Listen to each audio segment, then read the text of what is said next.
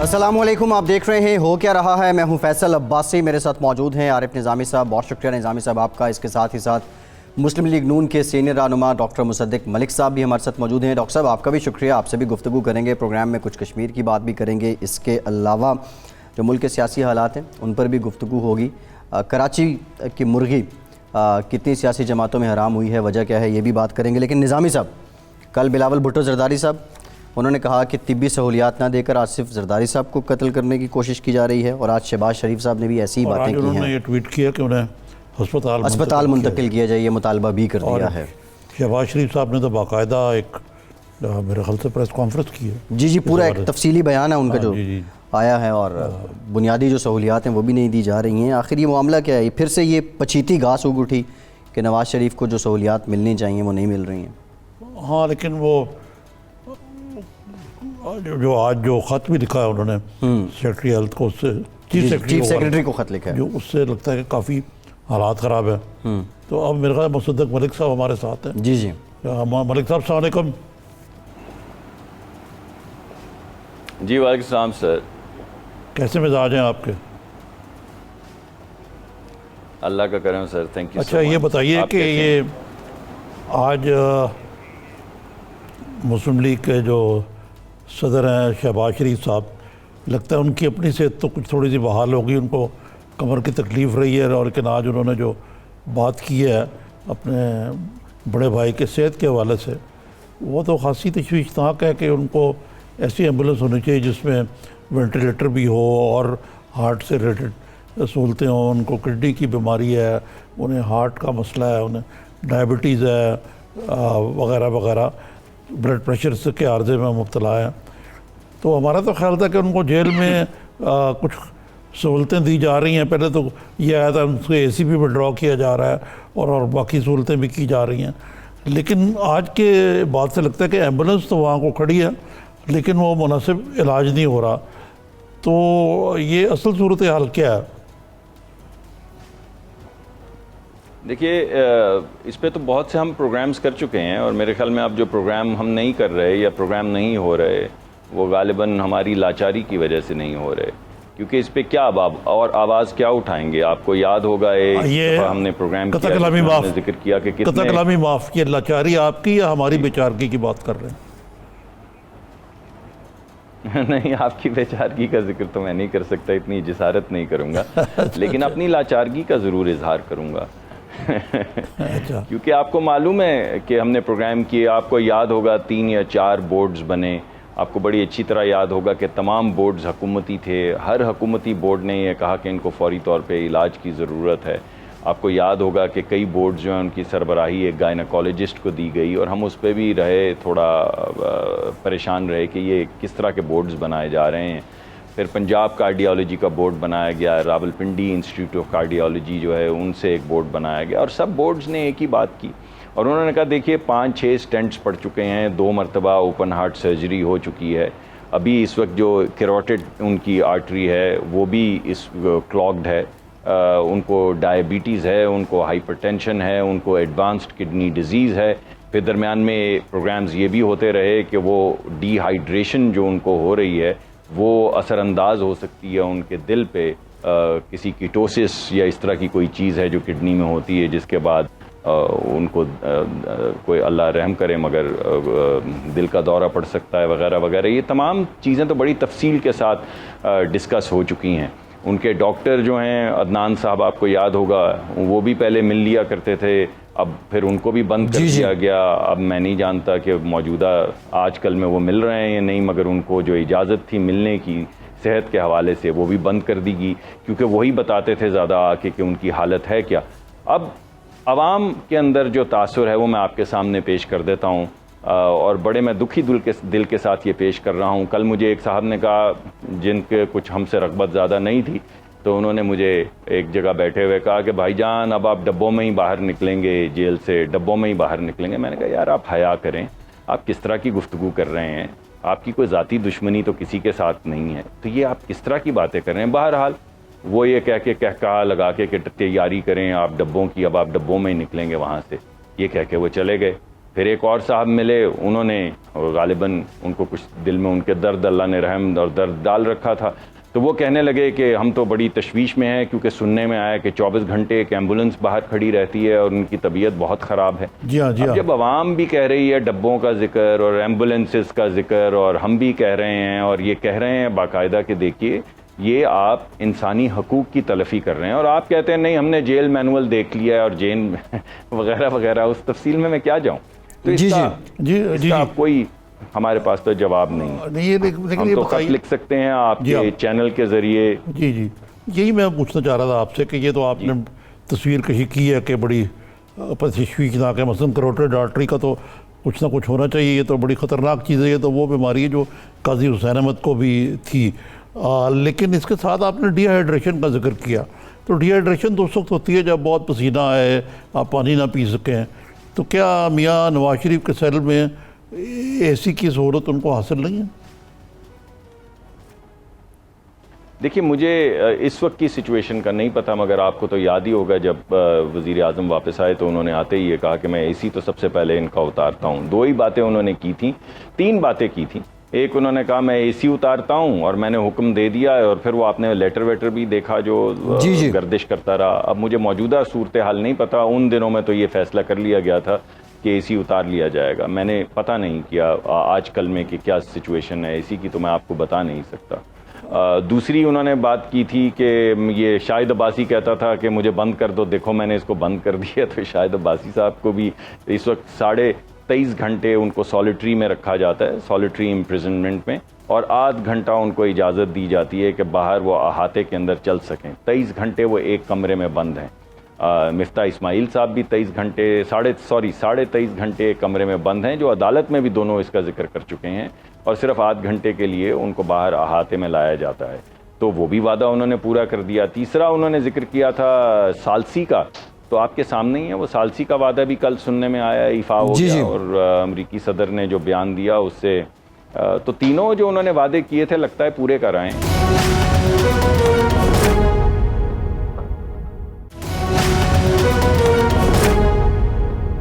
Doctor صاحب چلیں, یہ جو کنسرنز ہیں وہ سن رہے ہوں گے اور وہ پہنچا دیں گے آپ کا پیغام پرائم منسٹر صاحب تک. اہم بات ہے, انہوں نے کہا ہم سپورٹ کریں گے, ہم سپورٹ کریں گے, اور یہ وزیر اعظم کے اس حکم کی وہ تائید کر رہے ہیں, تکمیل بھی ہوگی.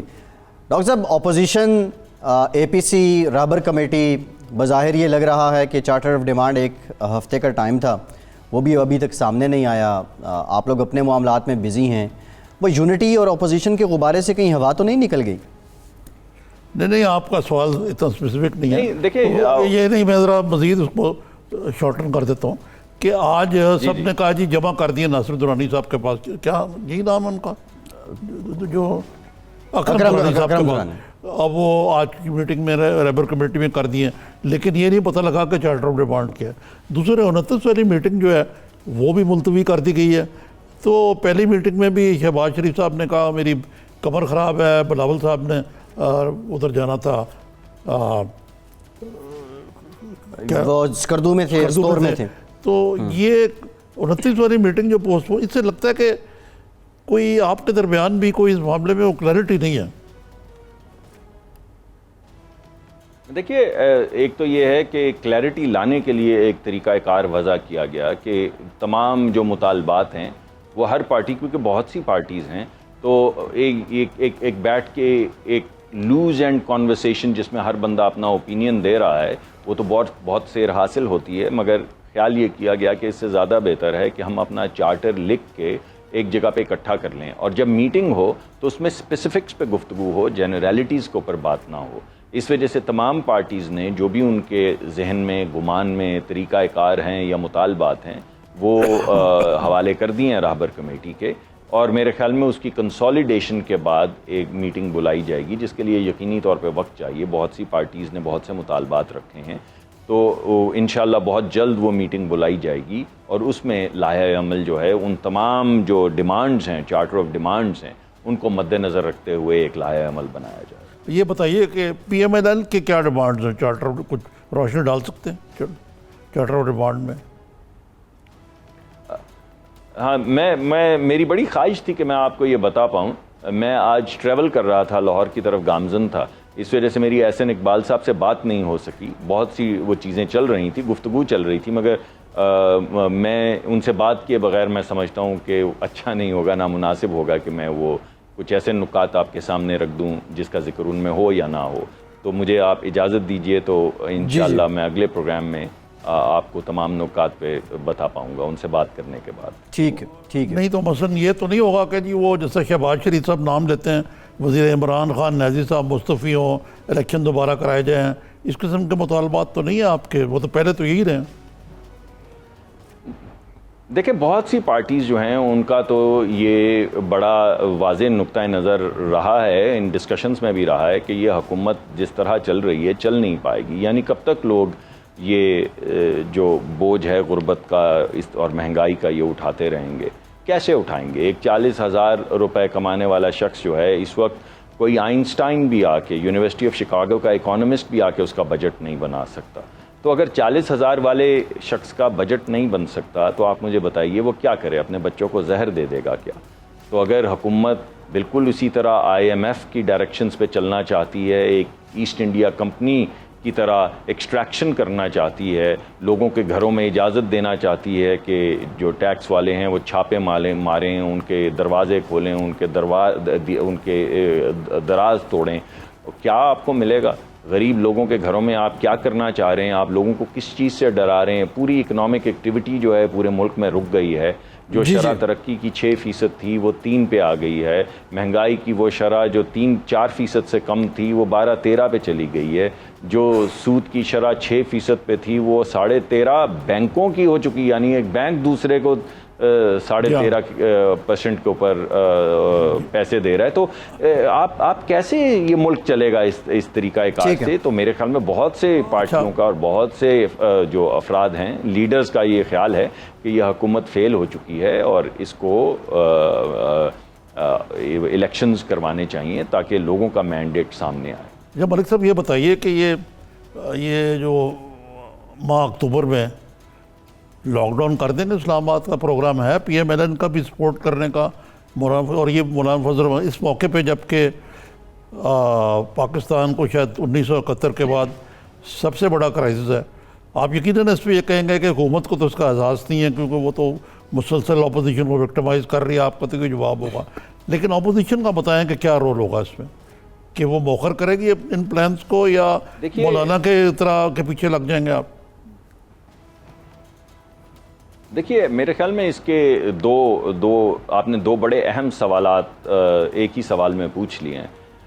اگر تو کل جو وزیر اعظم نے اندیا دیا ہے کہ کوئی ہمارے ساتھ نہیں ہے, کوئی ملک ہمارے ساتھ نہیں ہے, یہ جنگ ہمیں خود ہی کرنی ہوگی, اگر تو کوئی ایسا پہلی مرتبہ انہوں نے کوئی ایسا بیان دیا ہے جس سے ہمیں بھی احساس ہوا ہے کہ وہ کچھ وزیر اعظم کا بہادری دکھانے کا بھی موڈ نظر آتا ہے. ہمارے سپہ سالار اور ہماری افواج تو بارہا کہہ چکی ہیں کہ ہم کسی حد تک بھی جانے کے لیے تیار ہیں. وزیر اعظم بہرحال اسمبلی کے فلور پہ بھی کہتے رہے, تو پھر میں کیا کروں, اب میں جنگ کروں, اب میں کیا کروں. تو میرے خیال میں وزیر اعظم کو ایک اپنا واضح نقطہ نظر عوام کے سامنے رکھنا ہوگا.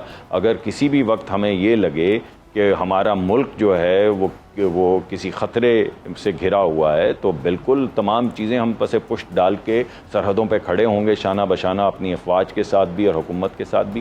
لیکن اگر بات صرف خطوط لکھنے تک رہے گی محدود, ہم نے اس کو خط لکھ دیا, ہم نے اس کو فون کر دیا اور وہاں پہ مودی صاحب کو ہار پہنائے جا رہے ہیں اور ایوارڈز دیے جا رہے ہیں, ریڈ کارپٹس بچھائے جا رہے ہیں وغیرہ وغیرہ, تمام ممالک ہمیں بارہا کہہ رہے ہیں کہ آپ کا یہ بائیلیٹرل مسئلہ ہے, اسے حل کر لیجئے, تو میرے خیال میں پھر سیاست کا میں بھی گرمی سردی ہوتی رہے گی اور خطوط میں بھی گرمی سردی ہوتی رہے گی. اس کا مطلب ہے کہ مولانا کے جو پروجیکٹ ہے اس کو آپ سپورٹ کرتے ہیں کہ ہاں یہ ہمیں اسلام آباد کا لاک ڈاؤن کرنا چاہیے کم وقت میں؟ دیکھیں نہیں, ابھی کوئی فیصلہ نہیں کیا. مولانا نے بھی یہ بات حتمی طور پہ, مولانا نے کہا ہے میں کرنا چاہتا ہوں, یہ بات انہوں نے بارہا یہ کہا ہے کہ میں یہ کرنا چاہتا ہوں اور میں یہ کروں گا.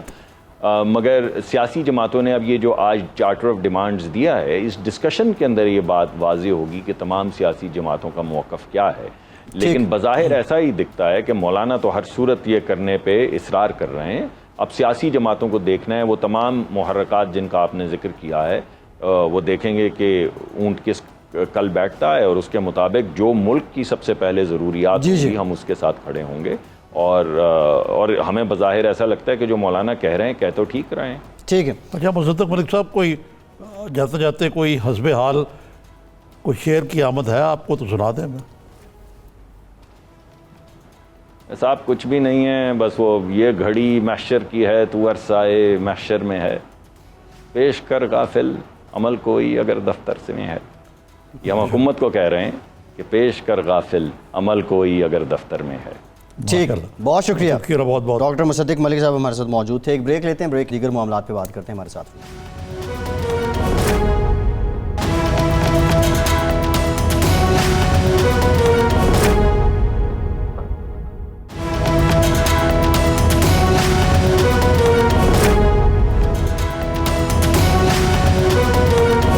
بریک کے بعد ایک بار پھر سے پروگرام میں آپ کو ویلکم کریں گے. نظامی صاحب، کراچی کو لے کے پہلے بھی ہم نے بات کی ہے اور بارہا یہ سوال ہمارے ذہن میں آتا ہے کہ کراچی کی مرغی اس وقت کتنی سیاسی جماعتوں میں حرام ہوئی پڑی ہے. عوام کے مسائل اسی جگہ لو لوان ہو گئی ہے، اتنی زیادہ کھنچا ہو رہی ہے.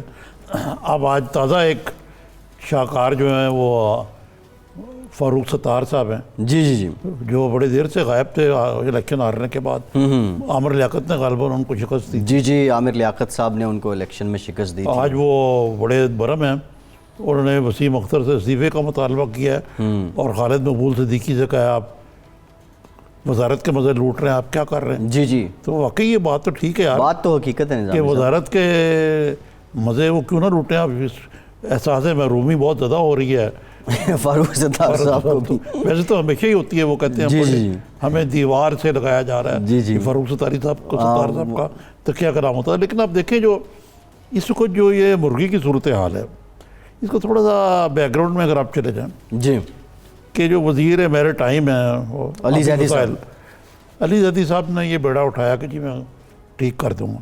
Late screen Karachi. اور انہوں نے بڑا فرنٹ فٹ پہ آئے وہ، اور انہوں نے آج اپنے ہی لوگوں کو منع کیا کہ یار اس بارے میں بیان بازی نہ جی ایسے ہی ہے، کام کریں. اب علی زیدی صاحب کا ڈومین تو نہیں تھا یہ، لیکن ایسے کراچی آئٹ جی اور ایک حکومت کے ذمہ دار ہونے کے حوالے سے انہوں نے یہ بیڑا اٹھایا، اور جو اچھی بات تھی. ٹھیک، کچھ کام بھی کیا پہلے مرحلے میں، نالے وغیرہ صاف بھی کام کیا. اس کے بارے میں بجائے ان کو الٹا بڑھا کے جو نالے صاحب کے گند تھا وہ گند اور زیادہ ہو گیا. جی ان پر ان کو کریڈٹ ملا. وہ یہ انہوں نے مانا بھی ہمارے پروگرام میں کہ اصل میں وہ بھول گئے تھے کہ یہ کچرا یہاں سے کہیں اور بھی لے کے جانا ہے، تو وہیں پڑا تھا، بارش ہوئی تو دوبارہ وہ کچرا نالوں میں چلا. پھر دوسرے پلیئر ہیں وسیم اختر صاحب جو میئر ہیں کراچی کے. جی، وہ ان کا پڑا سندھ گورنمنٹ سے بھی ہے، سعید غنی صاحب سے جی جو وزیر انفارمیشن کے، اور جو وزیر ناصر حسین سے، جی ان سے لفظی جنگ. انہوں نے کہا کہ جی آپ اپنے ڈومین میں کام کریں، جی باقی جو کراچی جو بلدیاتی حکومت کے ذریعے کے نیچے آتا ہے حکومت کے، اس پہ ہم کریں گے. لیکن وہ بھی کچھ مداوا نہیں، اس کا اوپر سے بارش غور ہوتی رہی، اوپر سے عید قربان پہ اور زیادہ. اب اس میں مزید جو لفظی جنگ ہے وہ جناب وسیم اختر اور مصطفیٰ کمال صاحب، اور دوسری طرف مرتضیٰ وہاب بھی. جی مرتضیٰ وہاب تو ترجمان ہے، ظاہر ہے انہوں نے حکومت کو ڈیفینڈ کرنا ہے. لیکن یہ عجیب ڈرامہ نظامی صاحب، وسیم اختر صاحب 24 گھنٹے پہلے مصطفیٰ کمال کو گاربیج جو پروجیکٹ ہے اس کا ڈائریکٹر لگاتے ہیں، اس کا ہیڈ لگاتے ہیں، اور 24 گھنٹے میں ہی وہ ایک اور نوٹیفیکیشن کرتے ہیں کہ اس بندے کو ہٹا دیا گیا ہے، اور پھر بعد میں وہ دلیل دیتے ہیں کہ یہ بدتمیز شخص ہے. اور مصطفیٰ کمال صاحب جو ہیں وہ کہتے ہیں میں نے اجلاس بلایا، بندے حاضر نہیں ہوئے. اول تو یہ سیاسی طور یہ بات سنائیے جی، یہ میئر آف کراچی کو کس طرح یہ زیب دیتا ہے کہ پہلے وہ مصطفیٰ کمال کو مقرر کر دیتے ہیں جی، اس کے بعد وہ جب میٹنگ بلاتے ہیں مصطفیٰ کمال تو وہاں کوئی آتا ہی نہیں، بندے روک دیتے ہیں. یہ الزام عائد کیا ہے مصطفیٰ اس کے کمال بعد نے. اس کو سیک کر دیتے ہیں. جی، میرا مطلب ہے کہ یہ چلیے تو ٹھیک ہوا نا، اب یہ مہاجرین آپس میں لڑ کے لہو لہوان ہو رہے ہیں. نظامی صاحب کراچی کا مسئلہ یہ مہاجروں سے بھی زیادہ ہے، آل دو ووٹ بینکنگ. میں مہاجرین سے مراد، میں غلط نہ کہوں، مہاجرین سے مراد ہے ایم کیو ایم. نہیں، یہ خود کلیم کرتے ہیں یہ مہاجر ووٹ ہمیشہ ساری سیاست ایم کیو ایم کی اور ایون اب پی ایس پی کی بھی. کتنے ممبر ہیں ان کے؟ یہ آئی تھنک یہ 6 کے ایم این ایز ہیں، اور سیکنڈ لیڈنگ جو پارٹی ہے اس وقت یہ سندھ اسمبلی میں بھی ہیں اپوزیشن میں. لیکن خیر ان کی سیاست کیا اپوزیشن کیا حکومت, یہ شیخ صاحب کا پاؤں قدم ادھر بھی ادھر بھی ہمیشہ سے رہا ہے.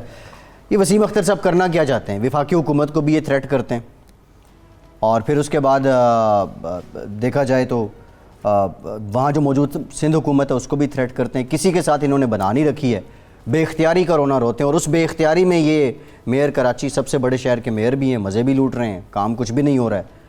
واٹ از دس؟ یہ کیا ہے؟ نا بات یہ ہے کہ جو کراچی کا مسئلہ ہے وہ انتہائی گمبھیر ہے یقیناً, لیکن اس کی ذمہ دار بنیادی طور پہ خود ایم کیو ایم جو ہے, جب کراچی میں اس کا توتی بولتا تھا, سٹیل مل پہ بھی ان کا قبضہ تھا, بلدیہ پہ بھی ان کا قبضہ تھا, اور سارے پیسے ادھر ادھر کرپشن کے ضرورت, کراچی میں کچھ نہیں لگتا تھا. جی جی. آج یہ ایک دوسرے سے لڑ رہے ہیں. اب دلچسپ بات یہ ہے کہ کسی نے یہ بھی کہا ہے غالباً مصطفیٰ کمال نے کہا ہے کراچی کا مسئلہ کرپشن ہے, اچھا نہیں, بے اختیاری نہیں ہے. مصطفیٰ کمال نے یہ بھی کہا, اور مصطفیٰ کمال نے یہ کہا کہ آرمی چیف اس کا آ کے صفائی کریں. جی. اب ایک بات بتائیں کہ یہ صفائی سے کیا مراد ہے؟ یہ جو سیاسی کچرا ہے, یہ جو سیاسی معاذرہ ہے, جس کی وجہ سے عوام اس وقت متاثر ہو رہے ہیں, عوام کی زندگی پہ اذیت ہے, یہ تو نظامی سے پھر کراچی کی صفائی تو بہتر ہے یہ گند اٹھانے سے پہلے سیاسی صفائی کی جائے یہاں پہ, تاکہ یہ منافقانہ رویے چھوڑ کے, یہ سیاسی پرچار چھوڑ کے عوام کے مسائل کی طرف کوئی آئے. انہوں نے کہا کہ وہ ایم سی افسر والا تو ہوا, پھر انہوں نے یہ جو بات کی ہے آرمی چیف والی, جی جی, کہ بھائی کون سا بڑا کچرا, میرا خیال سب سے بڑا کچرا تو یہ سیاسی جماعتیں وہاں کی لیڈرشپ ہے. جی. اس کو صاف کریں. آپ کراچی شہر کو بھی صاف نہیں کر سکتے سیاستدان آپس میں مل کے. یہ کریڈیبلٹی ہے, ایبیلٹی ہے آپ کی نظامی صاحب. لیکن اس میں ایک اور نکتہ ہے. بیک ان 2012-13 ایک کراچی گرینڈ آپریشن سٹارٹ ہوا تھا کراچی میں لا انفورسمنٹ کے لیے, امن واپس لانے کے لیے. کہیں مصطفیٰ کمال صاحب اس طرح تو نہیں کہہ رہے کہ آرمی جو ہے وہ آئے اور یہ تمام سٹیک ہولڈرز کو آن بورڈ لے اور پھر اس کے بعد یہ صفائی مہم شروع کی جائے؟ کہیں ان کا مطلب یہ تو نہیں ہے؟ ان کا مطلب جو بھی ہے, مطلب یہ ایڈمیشن آف ڈیفیٹ ہے. جی. لیکن دیکھنا مصطفیٰ کمال صاحب جو کہتے تھے میں سیکنڈ دنیا میں بیسٹ اور تھے بھی قرار دیا گیا تھا. جی. اب خیر وہ اختیار نہیں ان کے پاس. اصل میں بات یہ ہے کہ یہ ہمیں جانا پڑے گا کہ ایم کیو ایم کا جینیسس ہے کیا. ایم کیو ایم دیکھیں یہ بہت ساری پارٹیز ایسی ہیں جن کو جعلی کھاد اور جس کو شیخ رشید کہتا ہے نا ایک گملے کی پنیری لگائی گئی, یہ وہ پارٹیز ہیں. ضیاء الحق نے ان کو جماعت اسلامی کے خلاف ایک غوث علی شاہ کے ذریعے بنوایا, اور بعد میں اجدہا بن گئی, اور پھر اس کو سیکورٹی ایجنسیوں نے ان کی بلیک میلنگ کو, اور سویلین حکومت نے وہاں کی, اور اداروں نے جو پولیس والے بھی جو ہیں انہوں نے ختم کیا ان کے. جی جی. ٹھیک ہے نا جی, یہ کوئی زیادہ سال نہیں ہوئے, زیادہ پرانی بات نہیں ہے نظامی ٹھیک ہے نا. ایک زمانے میں ان کا توتی بولتا تھا, اب ان کا حشر وہی ہوا ہے. آپ دیکھیں ایک زمانے میں جو ایوب خان نے بنائی تھی کنونشن مسلم لیگ, وہ آج کدھر ہے؟ کوئی نام ہی لگا, ان کے بیٹوں نے اس کو کنٹینیو نہیں کیا. وہ بیٹے تو ہر لوٹے ہر پارٹی میں ہوتے ہیں, اور ایوب صاحب ان کے عمر ایوب صاحب ہر پارٹی میں رہے. جی. اسی طرح آپ نام نے جو مشرف نے بنائی تھی پیٹریاٹ سو کا, کیو لیگ بھی کیا ہے, چودھری برادرانی اور کیا. جی جی. تو اب ان کا حشر بھی تقریباً وہ تو نہیں تقریباً ہوا, لیکن اس کے قریب ہی ہے. اب یہ جو مصطفیٰ کمال صاحب ہے, ان کے بارے میں بھی ان کی بھی عروج اور زوال کی کہانی میں آپ کو سناتا ہوں. جی. کہ میں کچھ دوستوں کے درمیان یہ ملا, ان کو گورنر تھے اس زمانے میں عشرت العباد. جی. ان کی ایم کیو ایم کے سربراہ الطاف حسین سے بھی کٹی تھی,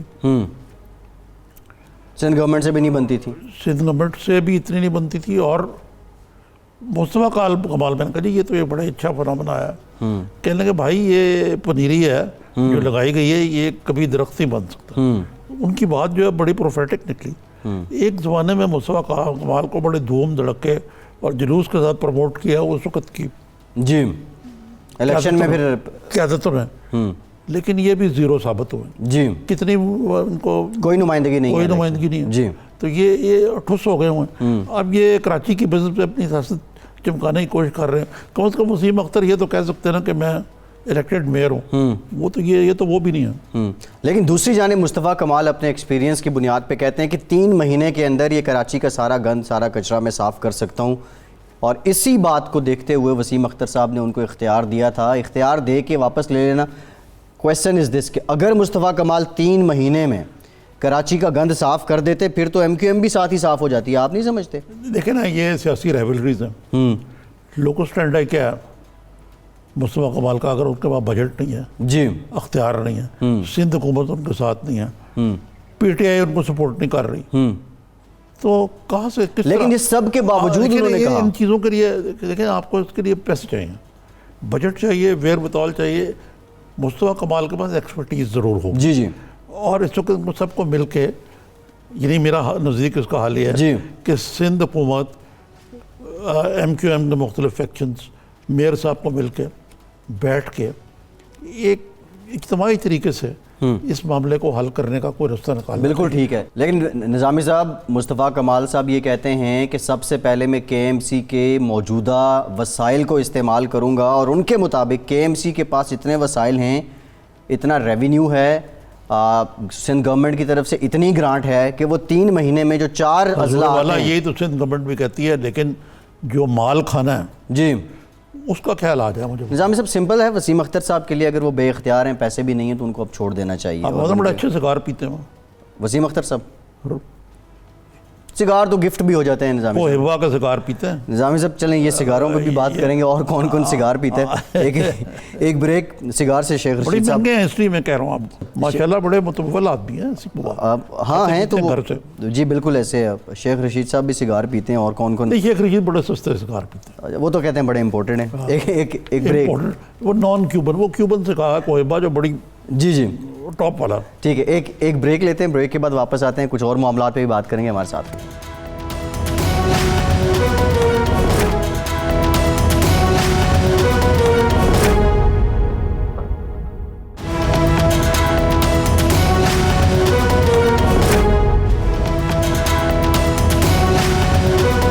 بریک کے بعد ایک بار پھر سے پروگرام میں آپ کو ویلکم کریں گے. نظامی صاحب, بریک سے پہلے آپ یہ تو بتا رہے تھے کہ وسیم اختر صاحب بڑے قیمتی اور امپورٹڈ سگار پیتے ہیں, لیکن یہ ایم کیو ایم کی جو لیڈرشپ ہے بڑی سینئر, مطلب ایک گروپ ہم دیکھ رہے ہیں عزیز آباد کا ہے, ایک بہادر آباد کا ہے, فاروق ستار صاحب اپنی ایک کٹیا بنا کے بیٹھے ہوئے ہیں, ایک وہ کامران ٹسوری صاحب ہوتے تھے جن کی وجہ سے اختلافات شروع ہوئے. ذاتی طور پہ بھی ایم کیو ایم عوام میں بھی وہ گرپ نہیں رکھتی ہے, آپس میں سپلٹنگ یہ سارے, اور اس کی وجہ سے فاروق ستار صاحب کا کون سا گروپ ہے؟ فاروق ستار صاحب نے اپنی ایک کٹیا بنائی ہوئی ہے, وہ ان کا گروپ بھی ایک اور ایک عامر خان کا گروپ ہے.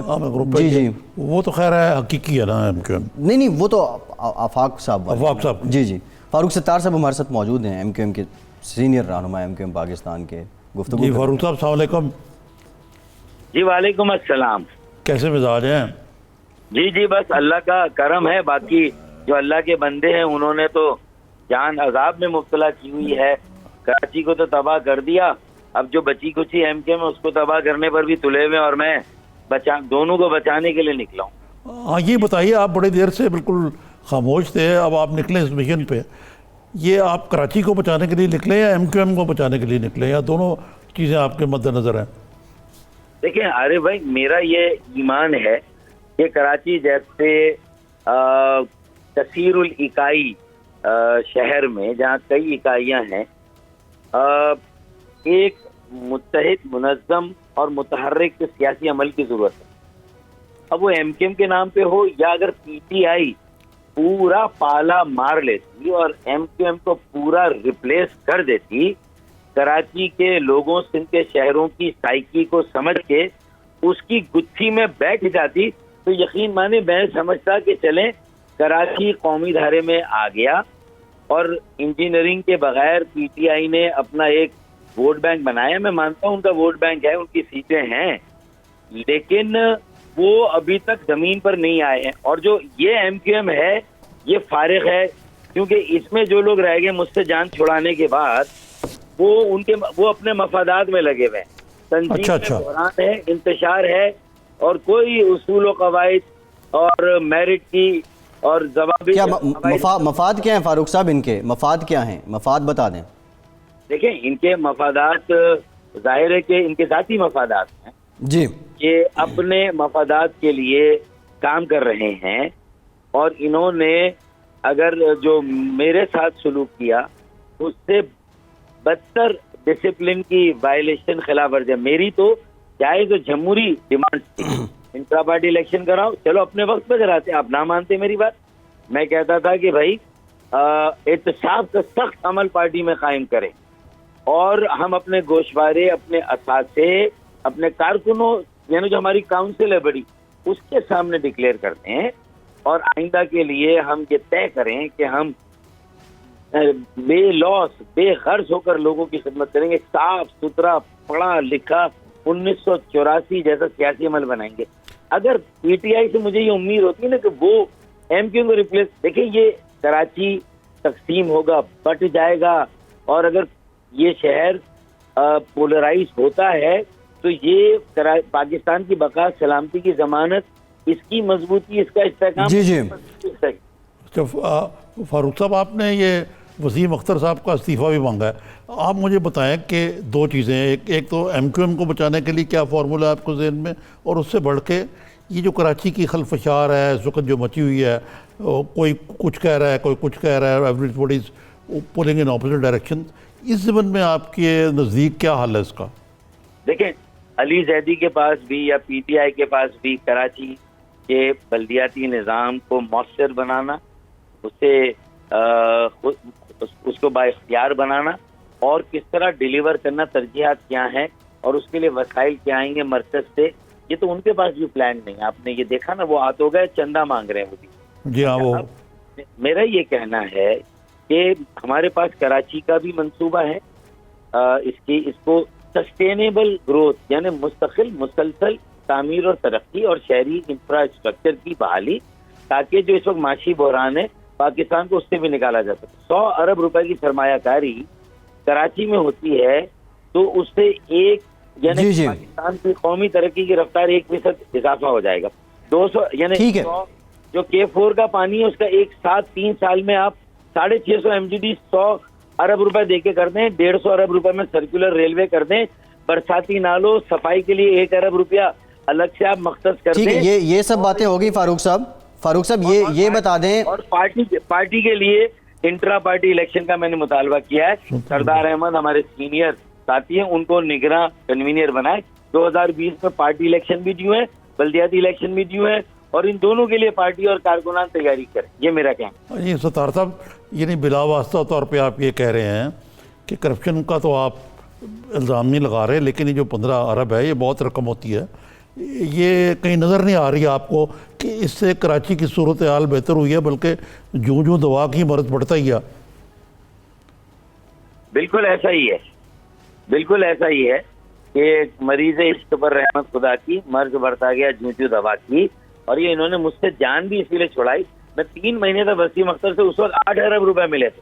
میں حساب مانگتا رہا، مجھے نہیں دیا. میرے بعد ڈمی سربراہ خالد مقبول صدیقی کو جیسے تیسے ایک کتاب دے دی، انہیں گھما دیا، انہوں نے سرٹیفکیٹ دے دیا، بیٹھ کے پریس کانفرنس کر دی اور کلین چٹ دے دی. اب اگر وسیم اختر آگے پھنسیں گے تو خالد مقبول صدیقی کی بچت بھی نہ ہوگی، کیونکہ انہوں نے انہیں کلین چٹ دے دی تھی، جبکہ میں نے کلین چٹ وسیم اختر کو نہیں دی تھی. اور مجھے محید انور نے تھوڑا حساب دیا، مجھے ریحان ہاشمی نے تھوڑا حساب دیا، نیّر رضا نے نہیں دیا کورنگی کے، وسیم اختر نے نہیں دیا. اور ظاہر ہے کہ یہ مصطفیٰ کا شک و شبہ مطلب جائز ہے کہ یہ کرپشن ہوئی ہے، یہ آپس میں سب بندر بانٹ ہوئی ہے. کہیں پر یہ پیسہ لگتا ہوا نظر نہیں آیا. تو اس کا حساب ہونا چاہیے اور احتساب بھی ہونا چاہیے. اچھا فاروق ستار صاحب، یہ جو آپ بتا رہے ہیں اس سے تو مجھے لگتا ہے کہ یہ جو الیکشن ہوئے پچھلے سال، اس میں کوئی دانستہ جھرلو پھیرا گیا جس کے ذریعے آپ جیسے ایماندار لوگوں کو الگ کر دیا گیا اور یہ سارے کرپٹ لوگ جو سامنے آ گئے؟ دیکھیں اب مجھے نہیں پتا کہ ان کی پس پشت بھی کچھ لوگوں نے ان کو سپورٹ کی ہو، ورنہ اکیلے ان میں اتنی ضرورت نہیں تھی کہ یہ میرے ساتھ کی چرچا. مجھے نہیں پتا کس نے کیا کس نے نہیں کیا. میں کیا میرا جرم تھا, گناہ تھا؟ پاکستان مخالف نعرے لگے, میں پاکستان, ریاست پاکستان, آئین پاکستان کے ساتھ سچے دل کے ساتھ کھڑا ہو گیا. میں نے کہا اب صاف ستھری ایم کیو ایم بنائیں گے.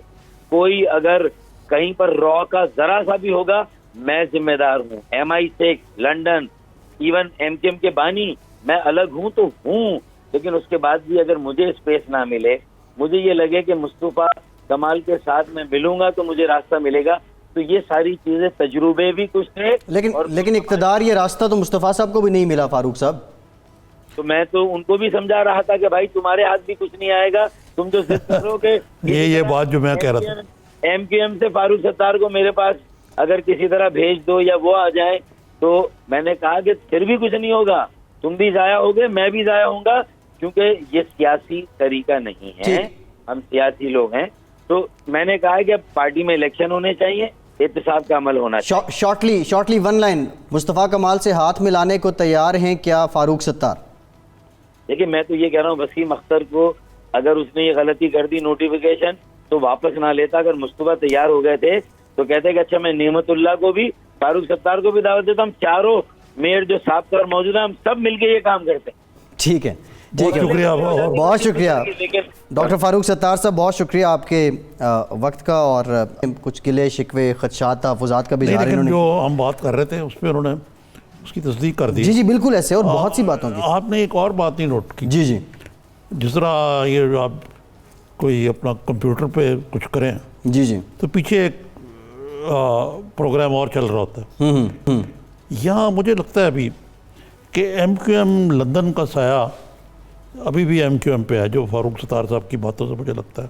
جی وہ نظامی صاحب, وہ سایہ نہ بھی ہو, پرچھائیاں تو کہیں نہ کہیں وہ ضرور ہوں گی. اور پھر ان پہ جب یہ سارے 22 اگست کے معاملے کے بعد یہ جو انہوں نے ملفوظ انداز سے نہیں بلکہ کہہ ہی گئے, وہ جو کرپشن کی باتیں, ابھی میں نے سگار کی بات کی تو اب ناراض ہو گئے تھے. جی نہیں, میں تو سگار پہ ناراض نہیں ہوا نظامی صاحب, نہ مجھے پتہ ہے کہ سگار کتنا مہنگا آتا ہے, نہ میں پیتا ہوں. لیکن یہ بھی الزام لگا رہے ہیں انڈائریکٹلی کرپشن کا وسیم اختر صاحب پہ, اور مصطفیٰ کمال صاحب تو کلیئرلی مانگے دوہل برملا لگا رہے ہیں. نظامی صاحب کشمیر کا معاملہ اور اس کو لے کے گو کہ وزیر اعظم پاکستان کا جو خطاب ہے, اس کے بعد ایک جذبہ, ایک ولولہ, ظاہر ہے قوم تقاضا بھی تھا, لیکن کچھ ڈیولپمنٹس جو انٹرنیشنلی ہو رہی ہیں, مودی اینڈ ٹرمپ کی ملاقات, اور پھر اس کے بعد محمد بن سلمان کو جو فون کیا وزیر اعظم پاکستان نے اور کشمیر سے متعلق تبادلہ خیال کیا, کیا ہماری فون کال سے یہ مسلم برادر, یہ مجھے نہیں سمجھ آتی ہے کہ یہ فون ڈپلومیسی اپنی جگہ پہ اس کی کوئی افادیت ہوگی, لیکن ابھی تک اس کے کوئی مثبت نتائج تو سامنے نہیں آیا. لیکن میں آپ کو فون کروں اور کہوں کہ جی میرا یہ مسئلہ ہے, تو آپ یہی کہیں گے یار بڑی ہمدردی ہے مجھے. عملی طور پہ کیا, عملی طور پہ جو انہوں نے ہماری مدد کرنی تھی کر دی ہے ہمیں, بیل آؤٹ کر کے پیسہ دے دیا, باقی وہ لگتا ہے کہ مجھے. لیکن دوسری بات مجھے یہ نہیں سمجھ آتی جی کہ کشمیر کے حوالے سے اس وقت دو ہمارے پوائنٹ مین ہیں. جی ایک وزیر خارجہ شاہ محمود قریشی, جی ایک فخر امام کشمیر کمیٹی کے چیئرمین. جی یہ کس فرض کی دعا ہے؟ یہ فخر امام صاحب تو باہر نہیں گئے ابھی تک, مجھے تو لگتا ہے نہیں, لیکن شاہ محمود قریشی صاحب کیا کرتے ہیں, یہ ٹاکس ٹو مچ, کبھی ادھر بیان کبھی ادھر بیان. بھیا آپ کو چاہیے کہ جو ورلڈ کیپٹلز ہیں ان کو جا کے لیڈرشپ کو انگیج کریں, کیا آپ کو وقت نہیں ملتا؟ انہوں نے بھی فون کر لیا.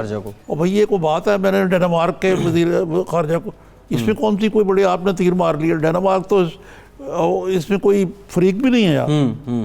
آپ نے برطانیہ کے وزیر خارجہ کو فون کیا تو وہ بات تھی, کیا بھی ہوگا شاید. نظامی صاحب ایک لفظ میں استعمال کرتا ہوں, آپ کو اس پہ اعتراض ہوتا ہے, ڈپلومیٹک ایمرجنسی کے لفظ سے آپ اکثر اترا رہے ہوتے ہیں. وقت نہیں آ گیا کہ ڈپلومیٹک ایمرجنسی کا نفاذ ہو جائے؟ میں آپ کو اختلاف کرتا ہوں اس سے.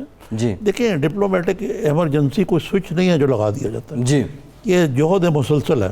یعنی ڈپلومیسی جو ہے نا, جیسے میں نے کل عرض کیا تھا, یہ ملک کی جو حکومت کی جو اپنی ایک فٹ پرنٹ ہوتا ہے نا گورننس کا, جی مضبوط اکانومی کا. مثلا آج جو خبریں آئی ہیں کہ بھائی وہ حکومت جو ہے بیرونی قرضوں کی سروسنگ میں ریکارڈ صفحہ ہو گیا. جی جی جی ٹھیک ہے نا, یہ ڈیٹ سروسنگ میں. دوسری طرف منی بجٹ کی بات ہو رہی ہے, تو آپ کیا یار, آپ کو تو پھر کشکول لے کے جانا پڑے گا. آپ تو کیسے آپ कहेंगे जी हम बड़े कामयाब हमारी खारजा पॉलिसी जा रही है, तो ऐसे ही बातें हैं सर। बिल्कुल ठीक है निज़ामी साहब, इकॉनमी पे कल बात करेंगे कि क्या कुछ हुआ है, खसारे कितने हैं और ये खसारे पूरे कैसे हो सकते हैं और कितनी तनज़ुली है, कितनी बेहतरी है। प्रोग्राम का वक्त हो गया, बहुत शुक्रिया आपका। आज के प्रोग्राम फैसल अब्बासी को इजाज़त दीजिए।